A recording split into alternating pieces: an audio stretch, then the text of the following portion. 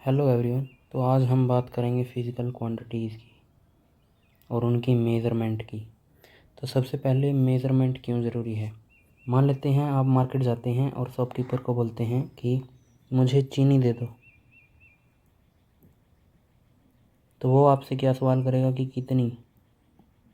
कितनी चीनी देनी है। तो यही क्या है, मेज़रमेंट। तो आप उसको बताएंगे 1 kg 2 kg जितनी भी आपको लेनी है उतनी चीनी बताएंगे। तो यही होती है मेज़रमेंट। तो किस चीज़ की मेज़रमेंट की हमने, चीनी की मेज़रमेंट की। ये तो बात है मटेरियल है, लेकिन हमने जो मेज़रमेंट की है वो चीनी के मास की है। कितनी चीनी, कितनी क्वांटिटी है चीनी की, उसी के बारे में हमने डिस्कस करना है। What is physical quantities. तो physical quantity is a property of a material और a system that can be measured. जिसको मेज़र किया जा सकता है उसको हम क्या बोलेंगे, फिज़िकल क्वांटिटी। और एक्सप्रेस किया जा सकता है किसमें, न्यूमेरिकल वैल्यूज़ में और यूनिट्स में। जैसा कि हमने अभी अभी किया था कि 1 kg, ये है हमारी न्यूमेरिकल वैल्यू और ये है हमारी यूनिट यानी kg। सिमिलरली अगर हम स्पीड की बात करें, मान लेते हैं किसी कार की स्पीड है 80 किलोमीटर पर आवर।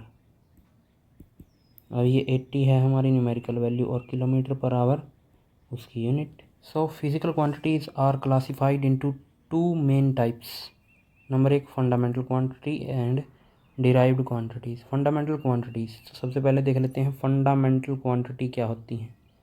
फंडामेंटल यानी कि वो क्वांटिटी जिनको ब्रेक नहीं किया जा सकता, ना ही हम जिसको ब्रेक कर सकते, और जो इंडिपेंडेंट है उसको हम बोलेंगे fundamental physical quantity. So there are 7 fundamental physical quantity. The first one is length, mass, time, electric current, temperature, amount of substance, luminous intensity। और इन सभी की SI यूनिट्स, लेंथ की SI यूनिट है मीटर, मास की SI यूनिट किलोग्राम, टाइम की SI unit second, electric current की SI unit ampere, temperature की kelvin, amount of substance की मोल और ल्यूमिनस इंटेंसिटी की है कैंडेला। तो ये हमारे पास 7 फंडामेंटल फिज़िकल क्वांटिटीज़ हैं। नेक्स्ट है हमारे पास derived quantities. These are obtained from fundamental quantity. वो क्वांटिटी जिनको हम फंडामेंटल क्वांटिटी से ऑब्टेन करेंगे। कैसे ऑब्टेन करेंगे, मैथमेटिकल रिलेशनशिप से, जैसे मल्टीप्लिकेशन, डिवीज़न या एडिशन, सब्सट्रैक्शन, ये करके फंडामेंटल क्वांटिटीज़ का जो क्वांटिटी हमें मिलेगी उसको हमने बोला डिराइव्ड फिज़िकल क्वांटिटी। जैसे स्पीड है, speed is a derived physical quantity. ये स्पीड, अब ये जो स्पीड है is equal to distance divided by time. Distance is nothing but length, और टाइम तो एक फंडामेंटल क्वांटिटी है ही हमारे पास। So force is equal to mass into acceleration. Mass is a fundamental quantity and similarly acceleration is also a fundamental quantity. Acceleration is nothing but speed divided by time. Speed हमने देख लिया कि फिर speed कैसी quantity है, तो वैसे ही acceleration is speed divided by time. तो this is also a derived quantity. उसके बाद energy force into distance is energy. ये भी क्या है, डिराइव्ड।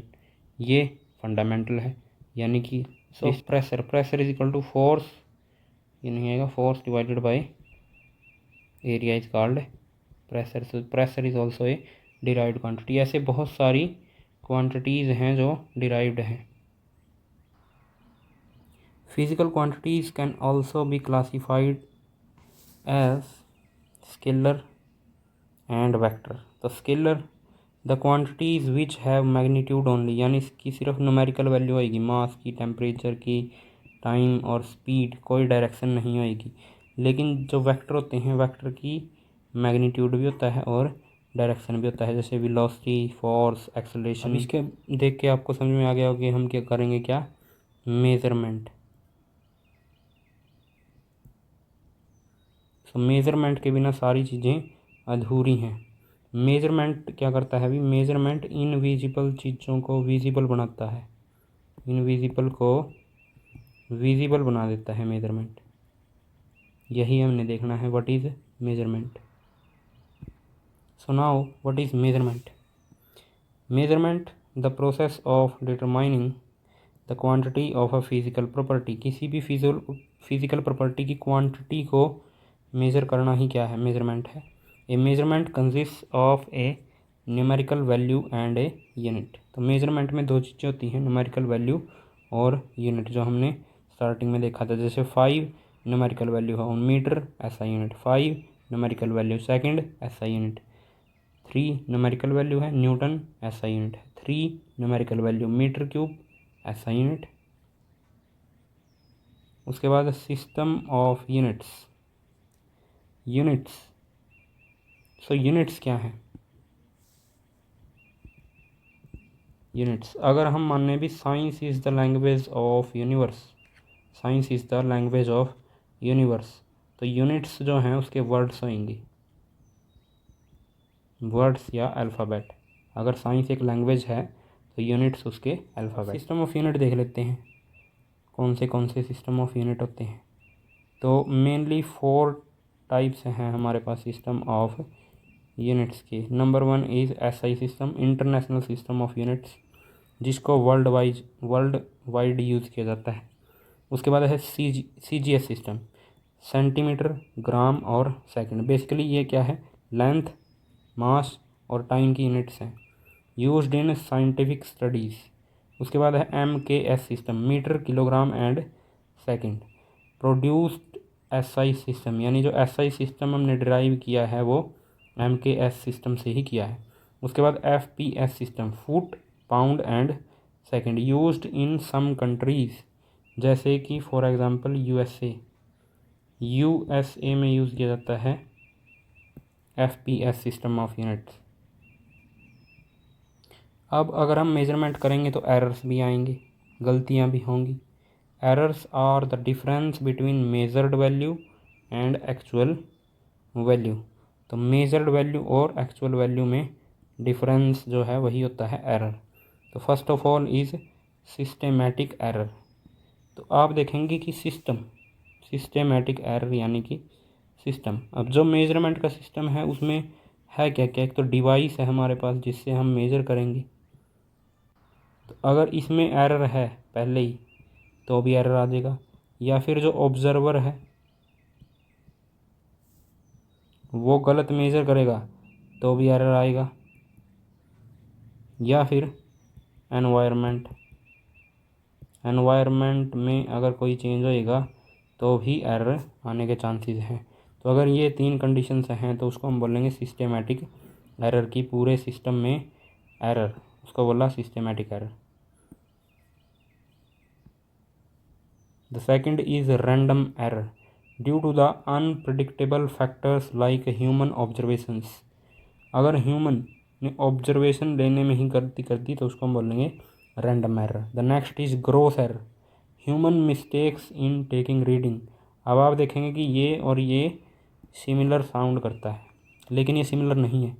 फॉर एग्ज़ाम्पल मान लेते हैं कहीं पे किसी ने लेंथ मेजर करनी है किसी चीज़ की, और मान लेते हैं ये है 5 मीटर और उसने इसकी लेंथ को मेज़र किया है 4.9 मीटर।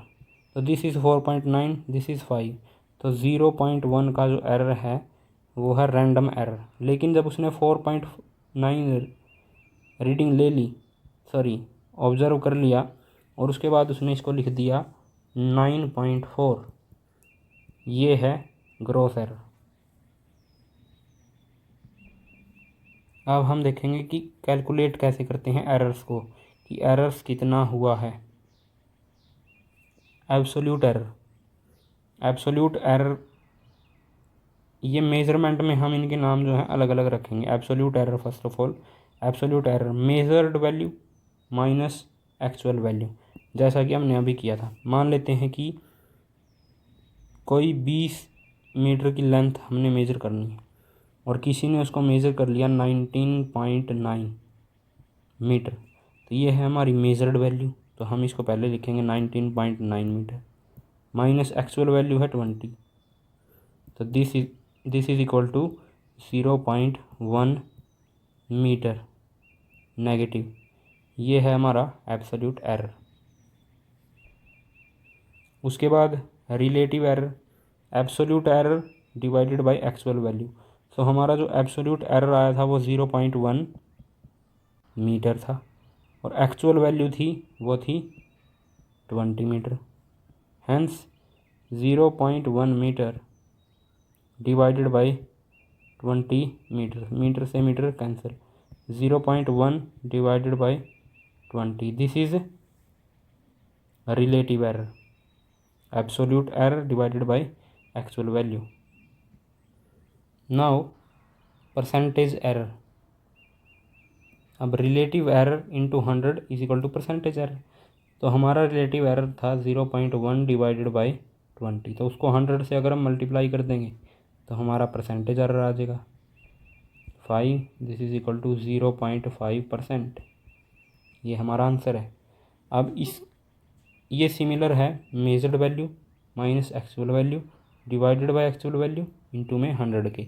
मेजर्ड वैल्यू थी हमारी कितनी 19.9 माइनस एक्चुअल वैल्यू थी 20 divided by actual value 20 into में 100। यही तो हमने किया था।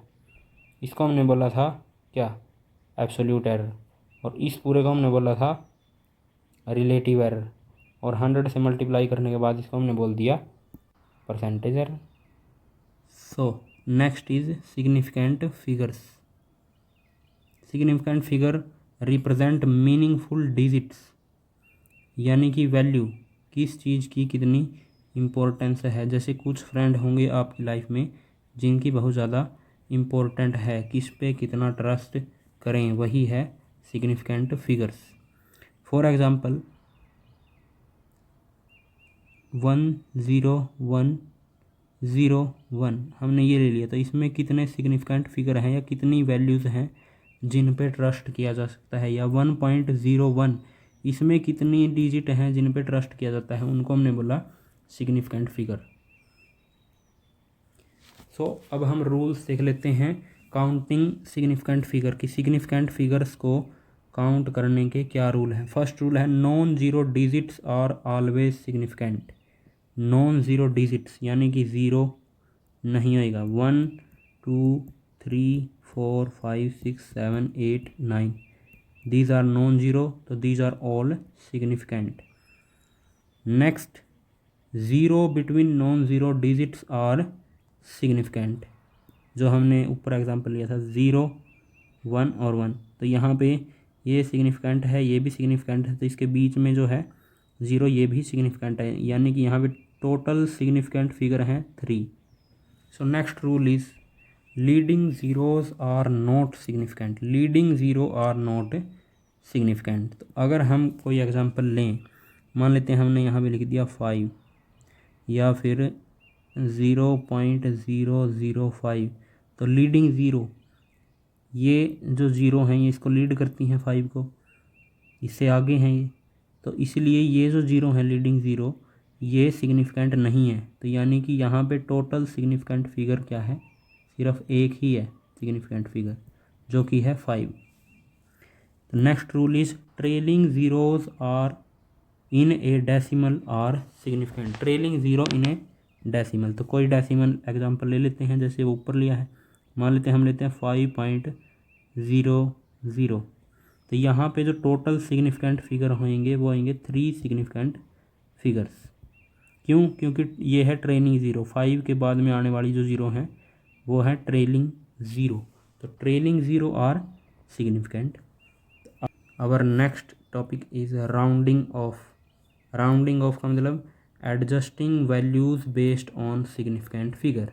सिग्निफिकेंट फिगर के बेस पे वैल्यूज़ को एडजस्ट करना ही क्या है, राउंडिंग ऑफ। ये कंसेप्ट आपने मैथ्स में भी किया होगा कि जैसे मान लेते हैं 5.54 है हमारे पास और यहाँ पे हमारे पास 6 है, तो हम इसको 2 डेसिमल डिजिट तक ही रखना चाहते हैं और इस 6 को करेंगे राउंड ऑफ। तो अगर इसके रूल क्या हैं, अगर ये जो वैल्यू जो हम राउंड ऑफ करेंगे अगर ये 5 से बड़ी है, ये वैल्यू 5 से बड़ी है और ये वैल्यू 5 से छोटी है, अगर 5 से बड़ी है तो इसकी जो लीडिंग वैल्यू है वो 1+ हो जाएगी। और अगर ये 5 से छोटी है तो इसकी लीडिंग वैल्यू जो है वो सेम रहेगी। जैसे ये 5 से ज़्यादा है तो ये हो जाएगा 5.55। और अगर यहाँ पे होता 5.543 तो ये राउंड ऑफ करने के बाद 5.54 रह जाता। सो आई होप कि आपको समझ में आया होगा। Thank you.